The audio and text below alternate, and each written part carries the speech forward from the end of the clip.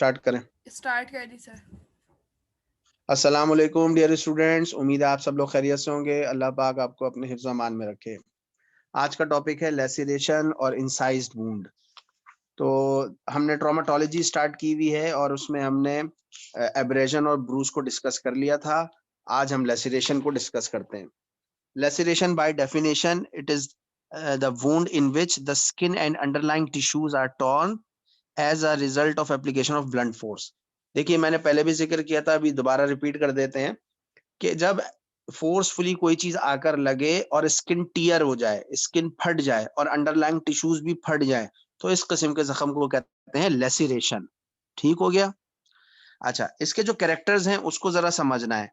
लेसिरेशन जहां पर भी क्रिएट होगा तो जख्म के जो किनारे होते हैं ना, वो स्मूथ नहीं होते, वो रेज्ड होते हैं, इर्रेगुलर होते हैं, नंबर वन। और उन किनारों के साथ साथ थोड़ा थोड़ा सा ब्रूस का भी इम्पैक्ट होता है, क्योंकि ब्लंट फोर्स लगती है। जिस जगह टीयर आता है उस मकाम पर तो लेसिरेशन होता है, और उसके इर्द गिर्द जो छोटा सा पेरिफेरल एरिया होता है वहां पर ब्रूस भी बनते हैं। इसके मार्जिन जो एब्रेडेड होते हैं, और जो मार्जिन है वो कोरिस्पॉन्ड भी कर रहे होते हैं जो आके वेपन लगता है। से फॉर एग्जांपल, अगर पत्थर आकर लगता है जिसम पर, सर फट जाता है, जैसे अमूमन ये चीज देखने में आती है, तो अब पत्थर का जो एज होगा, जो इम्पैक्ट क्रिएट कर रहा होगा, जहां पर कांटेक्ट हो रहा होगा, उसी के मुताबिक लेसिरेशन होगा। ये नहीं होता कि छोटी चीज आकर स्ट्राइक करे और बहुत बड़ा लेसिरेशन हो जाए। तो जख्म की लेंथ को देखते हुए असॉल्टिंग वेपन का भी अंदाजा कर लिया जाता है। डीपर टिश्यूज जो होते हैं वो अनइवनली डिवाइडेड होते हैं। ये कोई कट नहीं है, ये टीयर है। कट और टीयर में ये फर्क होता है कि कट में एजेस जो हैं और मसल जो है वो इवनली डिस्ट्रीब्यूट हो जाते हैं, जैसे हम गोश्त को काटते हैं। ठीक है, इधर ऐसा नहीं है, यहाँ पर गोश्त फटा है, तो deeper tissues are unevenly divided. एक बात। फिर हेयर बल्ब्स जो होते हैं वो क्रश्ड हो जाते हैं। अगर जिल्द के ऊपर बाल मौजूद थे तो हेयर फॉलिकल, हेयर बल्ब, ये जो रूट होती है वो सब क्रश हो जाती है। ये अहम बात होती है, लेकिन ये डिपेंड करता है कि साइट कौन सी है। ठीक है, अगर हथेली पर लेसिरेशन हुआ है तो यहाँ तो हेयर बल्ब नहीं होता। ब्लड वेसल्स जो है वो क्रश्ड हो जाती हैं और एक्सटर्नल हेमरेज शुरू हो जाता है, ब्लीडिंग होती है। एब्रेजन और ब्रूज में एक्सटर्नल ब्लीडिंग नहीं थी। अच्छा, समटाइम्स कुछ फॉरेन मटेरियल भी इस जख्म में मौजूद हो सकता है। से फॉर एग्जांपल, पत्थर से आकर पत्थर आकर टकराया और लेसिरेशन प्रोड्यूस हो गया, या कांच जो है वो कांच की बोतल जो है वो टकराई और उससे सर खुल गया। तो ये पॉसिबिलिटी हो सकती है कि कांच के जर्रात और पत्थर के थोड़े से जर्रात जख्म में पाए जा सकते हैं। ये पॉसिबिलिटी हो सकती है। तो खास तौर पे पोस्टमार्टम जब एग्जामिनेशन होता है और उसमें कोई वुंड होता है, तो हम वुंड के अंदर भी जाते हैं और वहां से मटेरियल निकालने की कोशिश करते हैं कि फॉरेन मटेरियल क्या है। और ये भी पॉसिबल हो सकता है कि चोट लगी, जख्म लगा, लेसिरेशन हुआ, उसके बाद में बंदा गिर गया मट्टी में, तो मट्टी जो है वो जख्म में जा सकती है। रेत में गिर गया, तो जो भी इम्पैक्ट हो रहा होगा जिस मटेरियल का, वो उस डीपर टिश्यूज में मौजूद होगा। ठीक है, इसकी दो तीन अकसाम भी हैं, इनको क्लासिफाई किया गया है स्प्लिट लेसिरेशन में, स्ट्रेच लेसिरेशन, एवल्जन और टीयर्स में। यहां तक बात क्लियर है, समझ में आ रही है और आवाज भी क्लियर है? जरा जी कंफर्म सर। कर दीजिए। Yes sir. ओके। अच्छा, स्प्लिट लेसिरेशन, लेकिन लफ्ज बता रहा है स्प्लिट होना। ये लेसिरेशन वो होगा जिसमें स्किन जो है स्प्लिट हो जाएगी और क्रश्ड हो जाएगी बिटवीन टू हार्ड ऑब्जेक्ट्स। ठीक है, जैसे मैंने मिसाल दी थी आपको कि दरवाजे में हाथ आ जाता है। ठीक है, तो दो हार्ड सरफेसेस के दरमियान में टिश्यू जो है वो क्रश्ड हो गया और स्प्लिट लेसिरेशन हो गई। दूसरी टाइप है स्ट्रेच लेसिरेशन। स्ट्रेच में ये है कि स्किन बाकायदा खिंचती है। ठीक है, इसमें ऐसे कि अगर जोरदार किक मारी गई पैर से और जूता पहना हुआ है बंदा, तो बूट का जो किक आकर लगेगी, फर्ज करें सर पर, माथे पर, और सर फट जाए, स्किन टीयर आ जाए, तो उस किस्म के लेसिरेशन को कहा जाएगा स्ट्रेच लेसिरेशन। ठीक है, या motor car wind screen during accident, यानी रोड ट्रैफिक एक्सीडेंट होते हैं, गाड़ी चला रहा है बंदा, विंड स्क्रीन टूट गई और वो आके माथे पे लगी, तो उससे भी जो जख्म आएंगे वो अमूमन स्ट्रेच लेसिरेशन कहलाएंगे।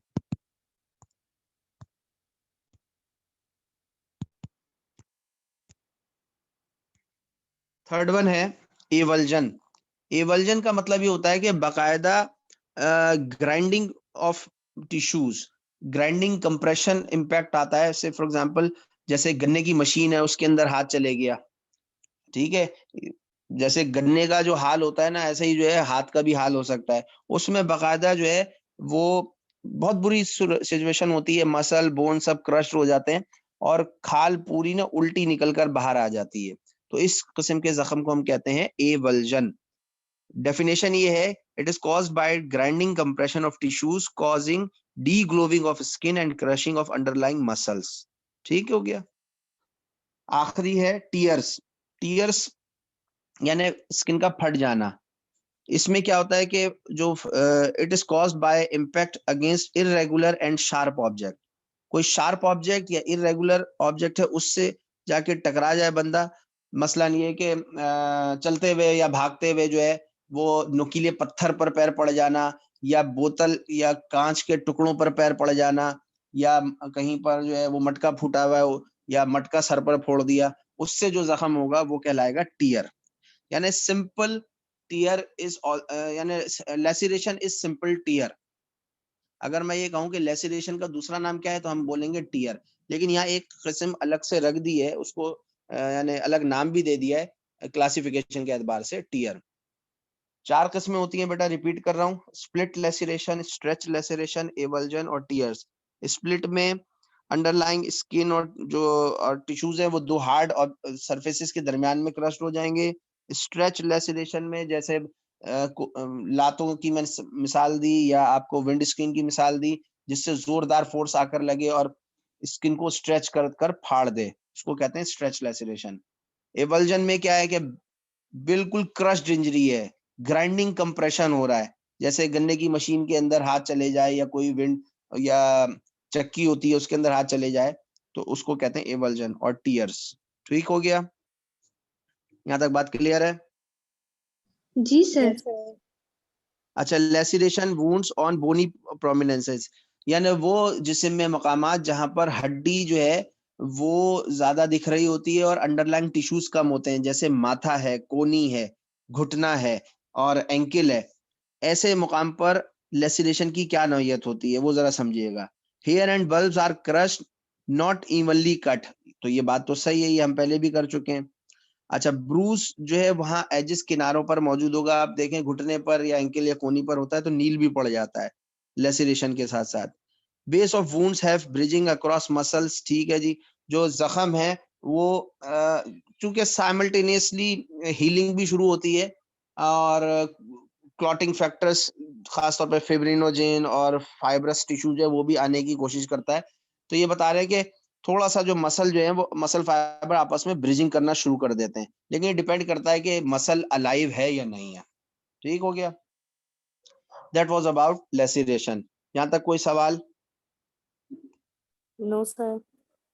चलें जी, वेरी नाइस। नेक्स्ट वुंड है इंसाइज्ड वुंड। इंसाइज्ड लफ्ज निकला है इंसिजन से, कट लगाना। मैंने पहले भी बताया था कि जैसे छुरी, नाइफ, ब्लेड या डैगर, इससे अगर टेंजेंशियल किसी टिश्यू के ऊपर लकीर मारी जाए तो टिश्यू कट जाता है और इवनली डिवाइड होना शुरू हो जाता है, इसको कहते हैं इंसाइज्ड वुंड। इसमें जो light cutting weapon such as knife, razor, scissor, broken glass या फिर heavy cutting material like sword, hatchet, axe, chopper, sickle, ये चंद मिसालें दी हुई हैं कि इससे अमूमन जो है वो इंसाइज्ड वुंड क्रिएट किया जाता है।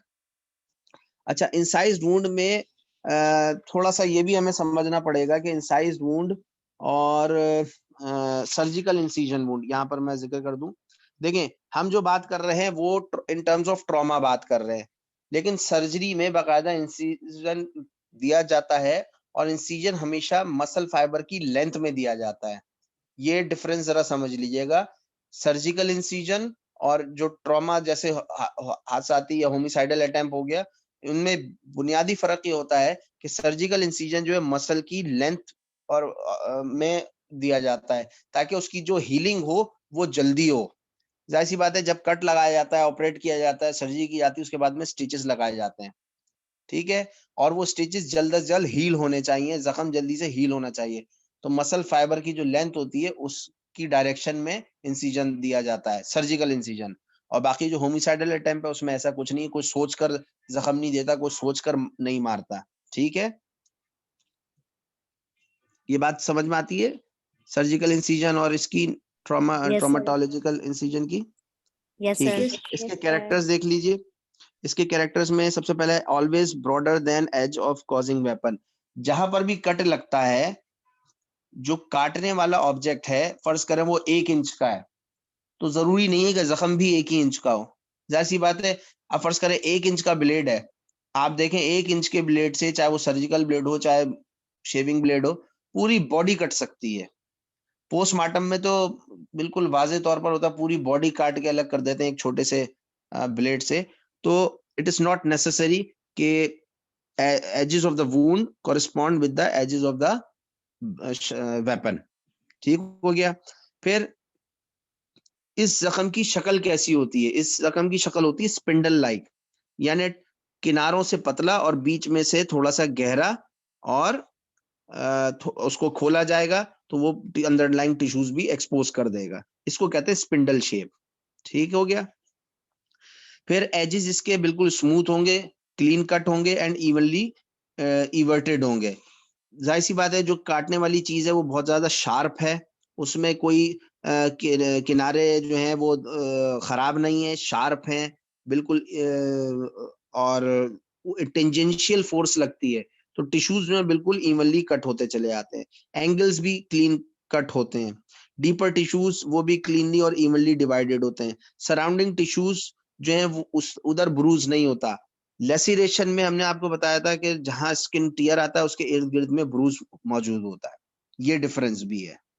अच्छा, ब्लीडिंग प्रोफ्यूजली होती है, ब्लीडिंग बहुत ज्यादा होती है, और वहां अगर आर्टरी वार्टरी मौजूद है तो डेफिनेटली बहुत ज्यादा। अच्छा, यहाँ मैं आपको बता दूं, सर्जिकल जब इंसिजन देते हैं तब भी ब्लीडिंग होती है, और उस ब्लीडिंग को रोकने के लिए डायथर्मी यूज करते हैं, पकड़ के उसको कोगुलेट कर देते हैं आर्टरी को, तो वहीं से वहीं हीलिंग हो जाती है। अब तो ऐसे भी ब्लेड्स आ गए, स्कैल्पल ब्लेड्स आ गए जो काटते भी हैं और कोगुलेट भी कर देते हैं। उनमें टेम्परेचर हीट जनरेट होती है सिंपल हार्मोनिक मोशन के तहत, और वो कोगुलेट कर देते हैं, वहीं से वहीं ब्लीडिंग रुक जाती है। ठीक है, ये सर चीज नाम क्या इसके बताया है आपने? स्कैल्पल स्कैल्पल ब्लेड होता है। एक तो आपने देखा होगा सर्जिकल ब्लेड, ठीक है, वो स्कैल्पल में लगता है, लेकिन एक थोड़ी सी एडवांस टेक्नोलॉजी है, ये सर्जन्स यूज कर रहे होते हैं। जैसे कि बहुत बड़ी सर्जरी है पूरे एब्डोमेन की और उसकी है, तो उस बल्कि अब तो यही हो रहा होता है, हॉस्पिटल्स में तो यही यूज हो रहा होता है। उसमें अहम अहम बात ये होती है कि जो ब्लेड होता है ना, वो वाइब्रेट करता है। सिंपल हार्मोनिक मोशन पढ़ी है आपने, फिजिक्स में पढ़ी होगी, सिंपल हार्मोनिक मोशन। तो वो इतना तेजी से वाइब्रेट कर रहा होता है कि आंख से आप देख भी नहीं सकते। इतनी, यानी जहां तक मुझे याद है वो 1000-2000 पर सेकंड वाइब्रेट कर रहा होता है ब्लेड। आप सोचिए कि कोई चीज अगर इतनी तेजी से वाइब्रेट करेगी तो उसमें एनर्जी कितनी आएगी, और उसमें हीट प्रोड्यूस होती है। सबसे इंपॉर्टेंट बात है, हल्की सी हीट प्रोड्यूस होती है। तो अब जहां टिश्यू पे वो रखा जाता है वो काटता तो चला जाता है, लेकिन साथ साथ वो हीट भी जनरेट कर रहा होता है, तो वहां पर जितनी भी ब्लड वेसल्स होती हैं, चाहे वो कैपिलरी ही क्यों ना हो, कैपिलरी लेवल तक को वो कोगुलेट कर, बेसिकली गोश्त को ना कोगुलेट करता हुआ जा रहा होता है वो, तो ब्लीडिंग रुक जाती है। मिनिमम ब्लीडिंग होती है ऐसे ब्लेड्स में। ठीक है, ओके सर। मौका मिलेगा तो देख भी लेंगे इंशाल्लाह ताला। अच्छा जी, एक्सेप्शनल केसेस देख लीजिए। ये जितने भी कैरेक्टर्स मैंने आपको बताए ये तो कॉमन है ही, लेकिन एक्सेप्शनल कहाँ है? मसलन ऐसा टिश्यू या ऐसा एरिया जैसे स्क्रोटम है, अब वहां पर क्या होता है, जो मस्कुलर टिश्यूज होते हैं उनकी बहुत थिन लेयर होती है, अब वहां पर मार्जिन जो वो इवर्टेड के बजाय इन्वर्टेड होंगे। तो ये बात ठीक है, समझ में आती है, क्योंकि वहां लूज एरुलर टिश्यू होता है। अच्छा जी, फिर जैसे एक्जिला है यानी बगल है, तो इधर भी जो है वो इरेगुलर हो सकते हैं एजेस। ठीक हो गया।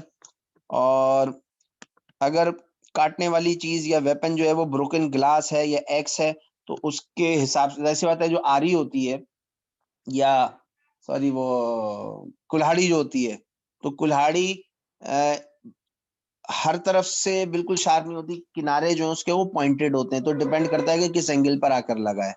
ठीक है, ये इन्होंने एक्सेप्शनल थोड़ी सी बात की हुई है। और इन्होंने बात की है एजेस में be contused if weapon is not sharp and wound is situated over bones. अगर असॉल्टिंग वेपन जो है वो, ये मैं जरा स्लाइड सामने कर दूं जी, अगर असॉल्टिंग वेपन जो है वो ज्यादा शार्प नहीं था तो कंट्यूजन डेवलप हो जाएगा, यानी थोड़ा सा एब्रेजन या ब्रूज पैदा होगा। ठीक है, ये बात भी समझ में आती है। और on curving regions of the body long straight edge weapon causes crescentic और सेमी सर्कुलर वुंड्स। जैसे फर्ज करें ये शोल्डर है, शोल्डर जो है वो गोलाई लिया हुआ होता है, या बुटॉक्स हैं वो गोलाई लिए हुए होते हैं। अगर इस जगह पर आकर असॉल्टिंग वेपन लगेगा तो जख्म जो है वो चांदनुमा होगा, क्रिसेंट्रिक चांदनुमा।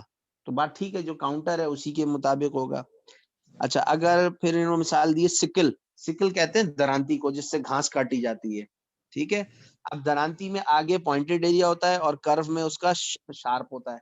अब फर्ज करें दरांती किसी ने घुमा कर मार दी किसी के, तो जो पॉइंटेड एरिया है वो घुप जाएगा जिसम में, उधर बनेगा स्टैब वुंड। ठीक है, और जहां से कटिंग होती है वहां वो अगर हिस्सा टकराएगा तो इंसिजन या इंसाइज वुंड पैदा होगा। तो ये भी बात ठीक है, ये एक्सेप्शनल केसेस हैं। ओके, और फर्ज करें अगर वही मटका फोड़ दिया या कोई ऐसे मर्तबान हुए जो मट्टी के होते हैं, चाइना मट्टी के होते हैं, वो सर पे फोड़ दिए, उससे जाके टकरा गए, तो वो डिपेंड कर रहा होगा कि कौन सा पार्ट जो है वो टकराया है, और एजेस जो है वो थोड़े से इरेगुलर हो सकते हैं। तो ये 2-3 बातें।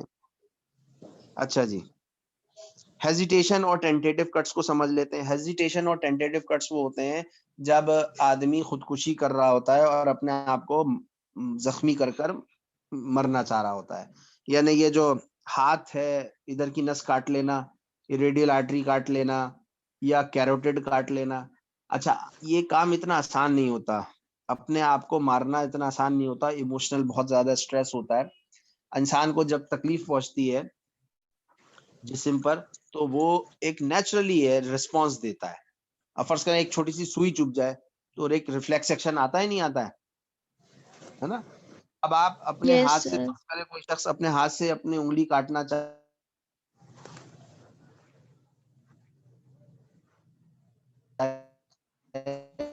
विड्रॉ करता है, उसके बाद में उसको शर्मिंदगी का एहसास होता है, फिर दोबारा डिप्रेशन में जाता है, फिर दोबारा कोशिश करता है। जब वो बार बार कोशिश करता है तो वहां जो जख्म पैदा हो रहे होते हैं उनको कहते हैं टेंटेटिव कट्स या हेजिटेशन कट्स। समझ में आ गया? Yes, sir. हेजिटेशन कट्स की अगर आप किसी पेशेंट में देखेंगे तो अमूमन ये रिस्ट पर देखेंगे, ठीक है, या फ्लेक्सर एरिया पर देख रहे होते हैं। या ये भी होता है बाज लोग जो है ना वो नाम वाम लिखना शुरू कर देते हैं, अब उसकी जो भी हिस्ट्री हो, ठीक है, तो वो डिप्रेशन के ही साइंस होते हैं। जिस्म को तकलीफ देना ये कोई हेल्दी साइन नहीं है, ये जहनी बीमारी की तरफ इशारा करता है, डिप्रेशन की तरफ इशारा करता है। तो ये हेजिटेशन कट्स की ये इंपॉर्टेंस होती है। ठीक है जनाब, अच्छा जी, यहाँ तक बात क्लियर है? Yes, sir. Yes sir. Okay, तो फिर ऐसा है, जरा सा इसको वीडियो को एंड करें, दोबारा ज्वाइन करें।